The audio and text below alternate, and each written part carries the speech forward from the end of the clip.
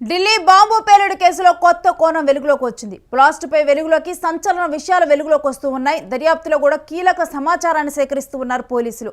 IED రవాణా చేస్తూ ఉండగా కూడా పేలి ఉండవచ్చనే అనుమానాలు ఇప్పుడు వ్యక్తమవుతూ ఉన్నాయి. ముందుగా బాంబు పేలుడు జరిగినప్పుడు I-20 కారును అక్కడ పార్క్ చేస్తే ఏమన్నా ఇక్కడ పేలుడు సంభవించిందా అనుకున్నారు. ఆ తరువాత కావాలని చెప్పే దాంట్లో బాంబును ఉంచి ఇక్కడ పేల్చారు అన్నారు.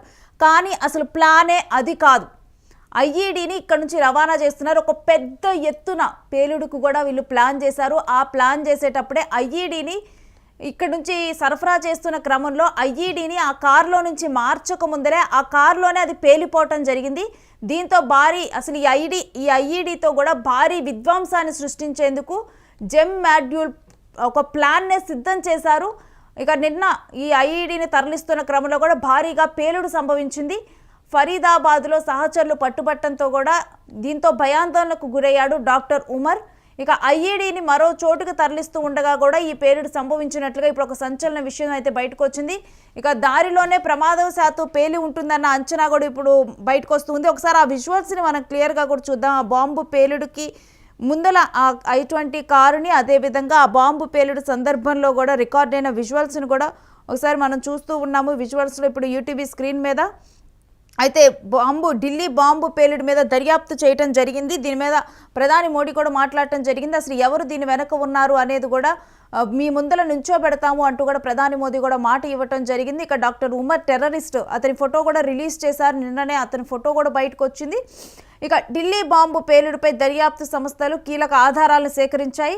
కారులో ఐఈడీని తరలిస్తూ ఉండగా కూడా ప్రమాదవశాత్తు ఈ పేలుడు ఇక్కడ చాందినీ చౌక్ ఏదైతే మెట్రో స్టేషన్ దగ్గర ఎర్రకోట మెట్రో స్టేషన్ దగ్గర చాందినీ చౌక్ దగ్గర కూడా ఈ పేలుడు సంభవించింది. ఈ ఐఈడీని ఆ సమయంలో కూడా I-20 కారులో అక్కడి నుంచి తరలిస్తూ ఉన్నారు. సోమవారం ఉదయం హర్యానాలోని ఫరీదాబాద్లో బాంబు తయారీలో ఉపయోగించే 2900 కిలోల రసాయనాన్ని స్వాధీనం చేసుకున్నారు. ఈ క్రమంలో అనుమానితుల్లో భయాందోళన మొదలై కూడా అక్కడ ఉన్నటువంటి వారు కూడా వేరే ప్రాంతాలకు వెళ్ళిపోతూ ఉండగా ఈ దుర్ఘటన జరిగినట్లుగా కూడా నిపుణులు అంచనా వేస్తున్నారు. ఎప్పుడైతే ఫరీదాబాద్లో 2900 కిలోల రసాయనాన్ని స్వాధీనం చేసుకోవటం, ఈ విధంగా కూడా ఎక్కడికక్కడ కూడా కొంతమంది ఉగ్రమూకల కదలికలకు సంబంధించిన సమాచారం పోలీసులకు అందటము, ఇలాంటి కార్యక్రమాలు మనం గత కొన్ని రోజులుగా కనుక చూసుకుంటే ఎక్కడొకట్ల ఉగ్ర కదలికలు వచ్చిన అంశాలు కూడా బయటకు వస్తూ ఉన్నాయి. ఈ నేపథ్యంలో కూడా వీళ్ళల్లో ఇప్పుడు ఐఈడీ తరలిస్తూ ఉన్నారు కదా, వీళ్ళల్లో కూడా భయం మొదలైంది. ఈ భయం మొదలవడంతోనే ముందుగా వాళ్ళున్న ప్రాంతాన్ని మార్చుకుందాము అని చెప్పి కూడా ఆ ప్రాంతాన్ని మార్చుకునే క్రమంలోనే వారందరూ వేరే ప్రాంతాలకు వెళ్ళిపోతూ ఉన్నారు. ఈ క్రమంలో కూడా ఈ ఐఈడీని అక్కడ ఉన్నటువంటి ఐఈడీని కూడా వాళ్ళతో పాటు తీసుకొని వెళ్తూ ఉన్నారు. ఆ తీసుకొని వెళ్ళే క్రమంలో కూడా ఎర్రకోట సమీపంలోకి వచ్చిన తర్వాత కూడా ఈ ప్రమాదం జరిగింది. ఇక అప్పుడు ఆ సమయంలో తీవ్ర భయాందోళనకు గురయ్యారు అనుమానితులు కూడా. అయితే అదే సమయంలో ఈ పేలుడు సంభవించి ఉంటుందని కూడా ఇప్పుడు నిఘా వర్గాలు ఒక అంచనా వేస్తూ ఉన్నాయి. కారులో ఇంప్రూవైజ్డ్ ఎక్స్ప్లోజివ్ డివైస్ ఐఈడీని అనుమానితులు సరైన రీతిలో అమర్చకపోవటం వల్లే ఈ పేలుడు సంభవించి ఉంటుంది అని కూడా ఇప్పుడు నిపుణులు అంచనా వేస్తూ ఉన్నారు. ఇక పేలుడు దాటికైతే సమీపంలో ఉన్న వారికి తీవ్ర నష్టం జరిగింది. అసలు ఆ పేలుడు తీవ్రత ఎలా ఉందంటే కొంత దూరంలో వస్తున్న ఆటోలు ఇవన్నీ కూడా దాని తర్వాత అక్కడే ఉన్నటువంటి ఎప్పుడు కూడా అతను చాందినీ చౌక్కి అక్కడ ప్యాసింజర్స్ని ఎప్పుడు కూడా డ్రాప్ చేస్తూ ఉంటాడంట. ఆ వ్యక్తి మాట్లాడటం కూడా జరిగింది. అతను ఆటోలో వస్తూ ఉన్న క్రమంలో కూడా ఒక్కసారిగా కూడా పేలుడు వచ్చిందంట. ఎంత పేలుడు అంటే నేను కొంత దూరంలో ఉన్నాను, నా ఆటో వెనక్కి జరిగిపోయింది, ఇంకా నాకు భయం వేసి అక్కడ నుంచి నేను వెళ్ళిపోయిన కొంతసేపటికి వచ్చేసరికి నా ఆటోలో అప్పటికే గాయపడిన వాళ్ళని పోలీసులు ఎక్కిస్తే వాళ్ళని తీసుకొని వెళ్ళి నేను హాస్పిటల్లో వాళ్ళని దించి వెనక్కి వచ్చేసరికి అసలు అక్కడ మొత్తం కూడా పోలీసులు చేరి అక్కడికి ఎవరిని కూడా వెళ్ళనీయకుండా అడ్డుకోవటం జరిగింది.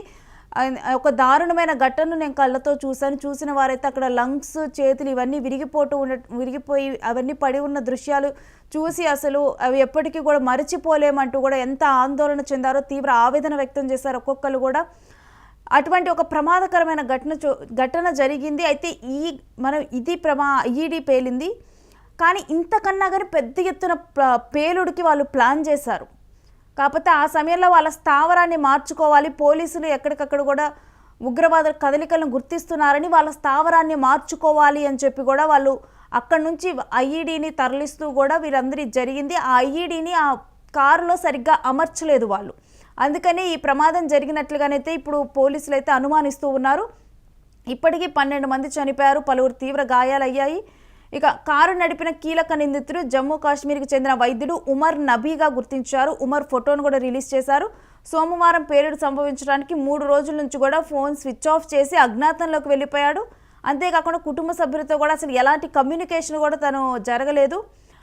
ఈ మేరకు కూడా దర్యాప్తు సంస్థలైతే కీలక ఆధారాలు సేకరించాయి. ప్రస్తుతం కూడా ఇంకా దర్యాప్తు కొనసాగుతుంది. కీలక ఆధారాలను అయితే ఇంకా సేకరించనున్నారు. అసలు ఈ ఉమరు వీళ్ళ గ్యాంగ్ కలిసి ఎక్కడ పేలుడు చేయాలి అని చెప్పి కూడా మొత్తం కూడా ప్లాన్ని సిద్ధం చేసుకున్నారు. దేనికోసం వీటన్నిటిని కూడా తయారు చేస్తూ ఉన్నారు. ఇంకా ప్లాన్ ఏంటి, ఇంకా వేరే వ్యక్తులు ఎవరెవరు ఎక్కడెక్కడ ఉన్నారు ఏంటి అనేది కూడా మనం చూస్తూ ఉన్నాం. డాక్టర్ షహీనా జైషే మహిళా విభాగం చీఫ్, ఈమె కూడా దీని వెనుక ఉన్నట్లుగా కూడా ఇప్పుడు అనుమానాలు వ్యక్తం చేస్తూ ఉన్నారు. ఆధారాలు సేకరిస్తూ ఉన్నారు. అసలు ఎవరెవరు ఉన్నారు, ఎక్కడెక్కడ ఉన్నారు, ఈ టెర్రరిస్టుల కదలికలు, ఉగ్రవాదుల కదలికి సంబంధించి కూడా మొత్తం కూడా సమాచారాన్ని సేకరించి వారందరినీ కూడా ఈ అరెస్టు చేసేందుకైతే ఇప్పుడు ప్రణాళికలు సిద్ధమవుతున్నాయి.